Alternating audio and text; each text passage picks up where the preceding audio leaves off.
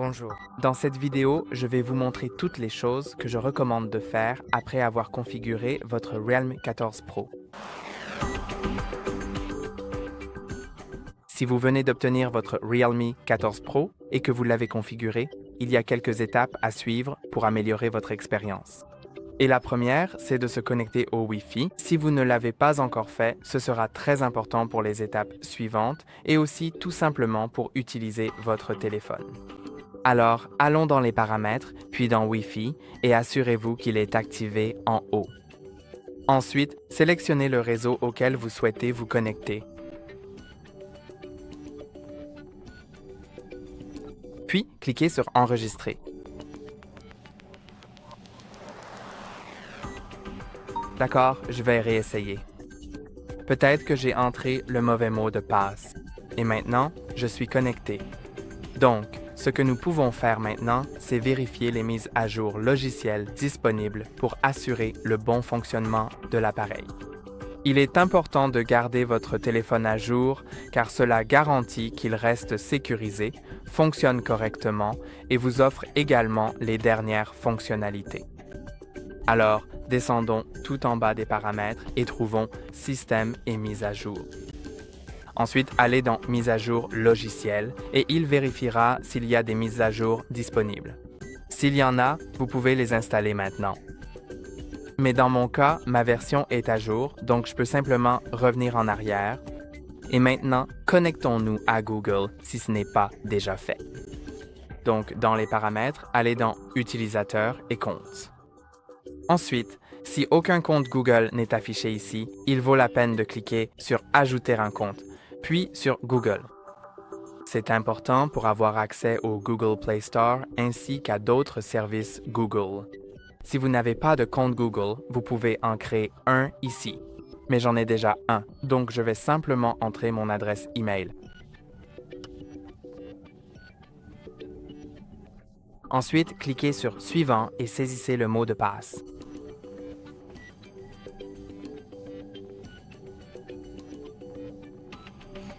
Puis cliquez sur Suivant et maintenant sélectionnez qui utilisera cet appareil, soit vous, soit votre enfant.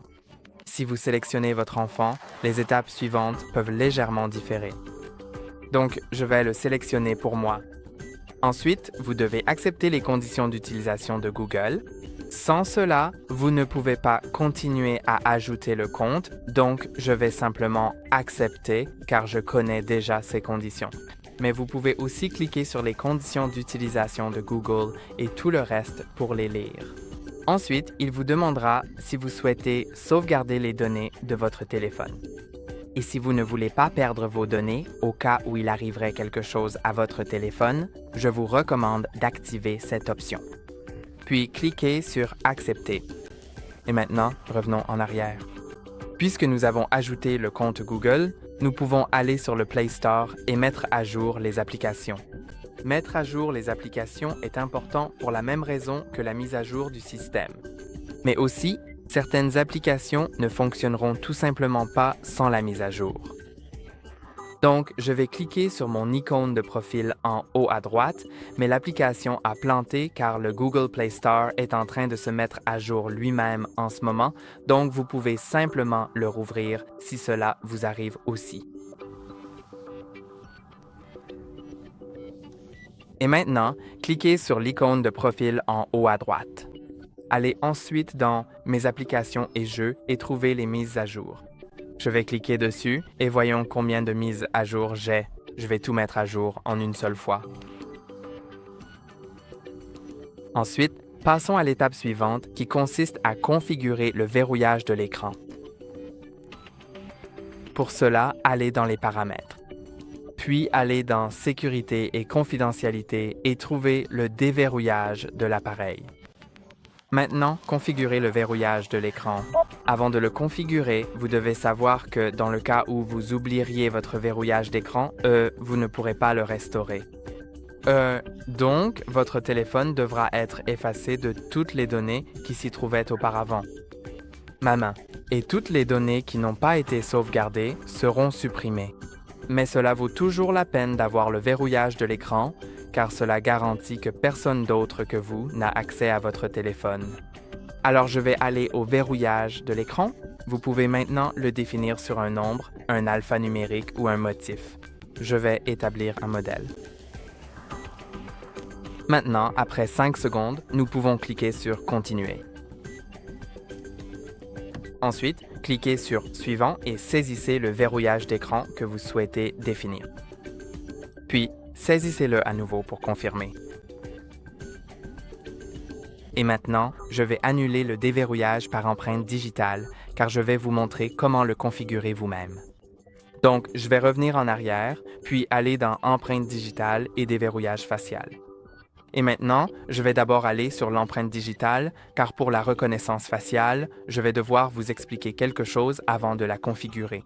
Donc, l'empreinte digitale est assez sécurisée et aussi très pratique, car elle fonctionne très rapidement.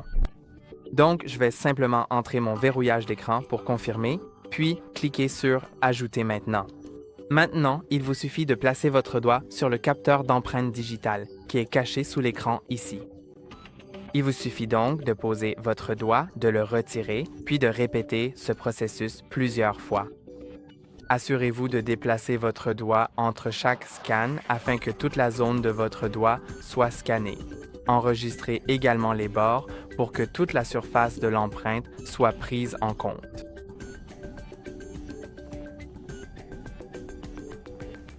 Et maintenant, cliquez sur Terminaire. Ensuite, je vais annuler le déverrouillage facial parce que je voulais expliquer quelque chose. Donc, avec le déverrouillage facial, ce n'est pas très sécurisé. En fait, je pense que ce n'est pas du tout sécurisé, car on peut utiliser une photo ou quelqu'un d'autre qui ressemble pour déverrouiller le téléphone. Donc, ce n'est pas vraiment sécurisé et c'est parce que ce téléphone se base uniquement sur la caméra ici en haut. Certains téléphones, principalement les iPhones, utilisent des capteurs infrarouges, ce qui rend la reconnaissance faciale vraiment sécurisée.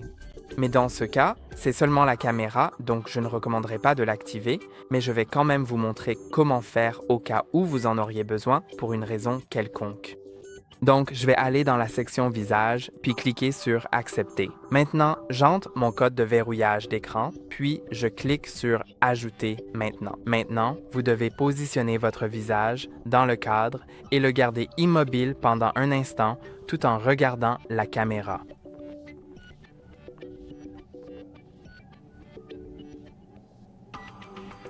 Maintenant que le visage est ajouté, vous pouvez cliquer sur « Terminer ». Et ce que je vais faire, c'est activer l'option d'accéder à l'écran d'accueil après le déverrouillage. Donc, si je déverrouille avec le visage, alors je n'ai pas besoin de faire glisser vers le haut sur l'écran de verrouillage. Ça ira automatiquement à l'écran d'accueil. Et aussi, je vais aller dans l'option « Lever pour activer » pour m'assurer qu'elle est bien activée parce que j'aime vraiment cette option qui m'évite d'avoir à appuyer sur le bouton latéral pour allumer le téléphone. Je peux simplement le soulever. Donc, maintenant, je vais vous montrer ces 3 façons de déverrouiller votre téléphone. La première, la meilleure selon moi, c'est l'empreinte digitale. Vous pouvez le faire même si l'écran est éteint. Il suffit d'appuyer au bon endroit et ça le déverrouille. Vous voyez, ça fonctionne assez rapidement. Ensuite, avec la reconnaissance faciale, je peux simplement le lever, regarder le téléphone et il se déverrouille. Et avec le verrouillage par code, il suffit de faire glisser vers le haut sur l'écran de verrouillage et de saisir votre code. Vous avez peut-être remarqué que lorsque j'éteins et rallume mon écran, le fond d'écran change à chaque fois. Si vous n'aimez pas cette fonctionnalité, je vais vous montrer comment la désactiver parce que je ne l'aime pas non plus. Donc, je vais aller dans les paramètres. Ensuite, allons à la page principale des paramètres et trouvons l'écran d'accueil et l'écran de verrouillage. Maintenant, faites défiler vers le bas jusqu'à Carrousel de fond d'écran. Je vais cliquer sur Activer puis le désactiver. Je vais aussi désactiver cela. Et maintenant, lorsque je verrouille mon écran, il garde toujours le fond d'écran statique. Et maintenant, je vais vous montrer comment le personnaliser. Alors, je vais prendre une photo de cette plante, mais vous pouvez aussi télécharger une photo depuis Internet, prendre une photo de ce que vous voulez, ou si vous avez transféré vos données depuis votre ancien téléphone, vous pouvez simplement utiliser ces photos de votre ancien téléphone. Donc, je vais juste prendre la photo pour avoir quelque chose à mettre en fond d'écran.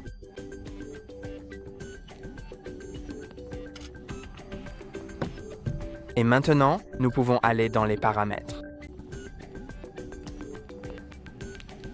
Dans les paramètres, allez dans Fond d'écran et Style, puis allez dans Fond d'écran. Maintenant, vous pouvez choisir soit les fonds d'écran fournis par Realme, soit la meilleure option, allez dans l'album et sélectionnez votre propre photo que vous souhaitez définir. Donc, je vais mettre celle-ci. Ce n'est pas la meilleure que j'ai prise, mais elle est assez jolie pour la mettre en fond d'écran.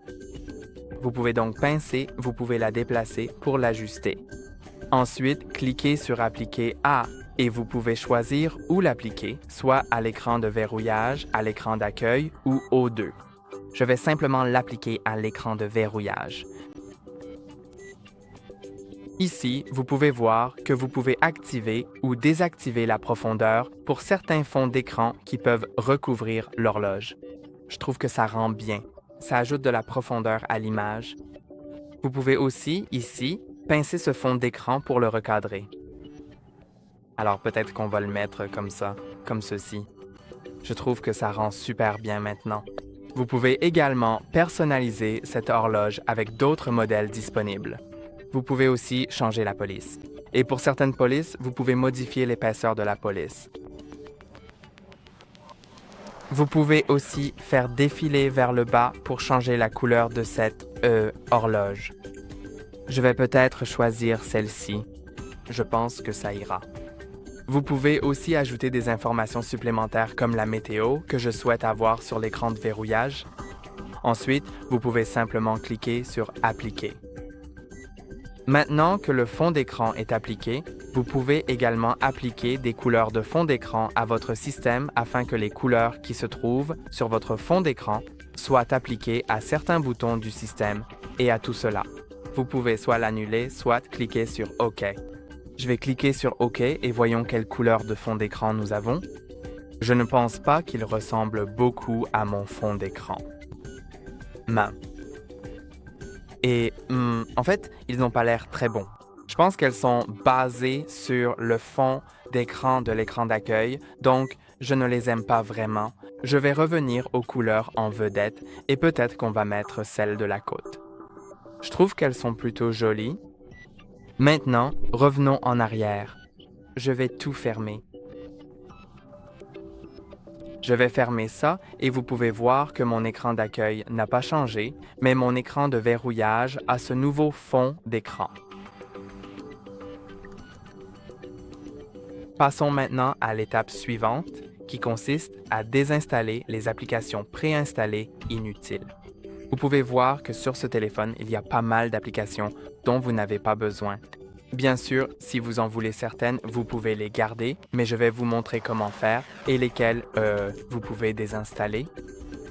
Donc, dans le dossier Plus d'applications, vous pouvez toutes les désinstaller.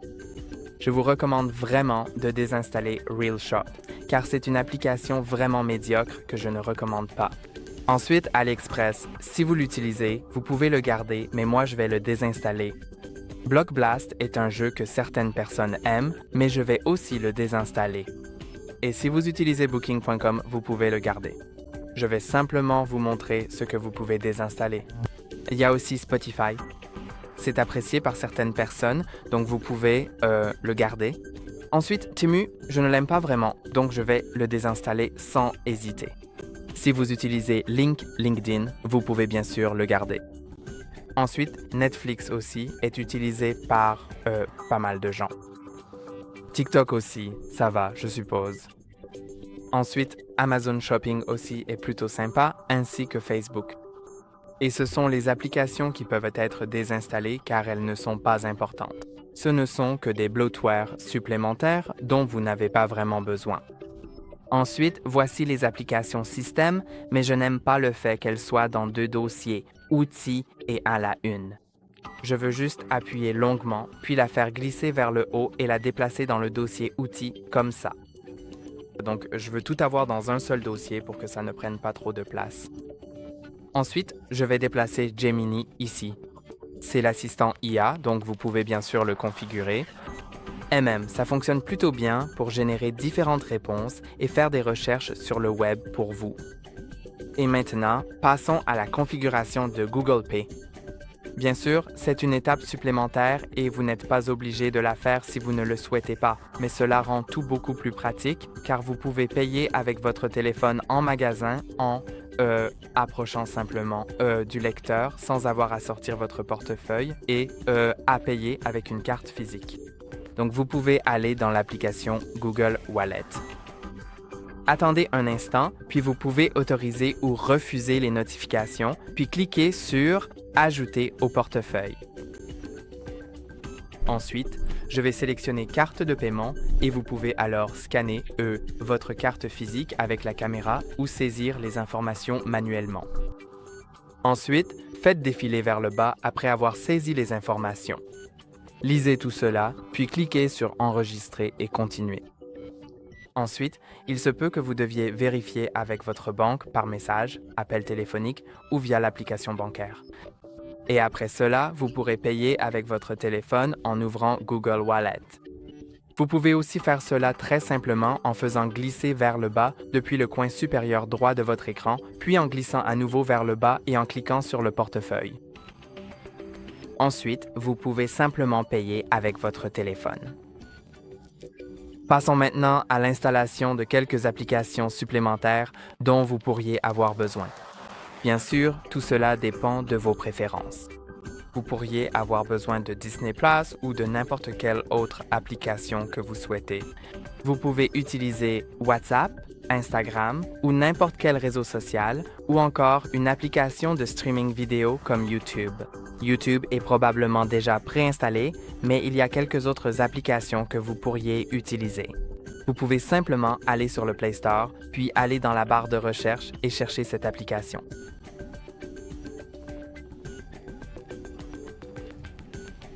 Je vais simplement télécharger Instagram pour vous montrer comment faire.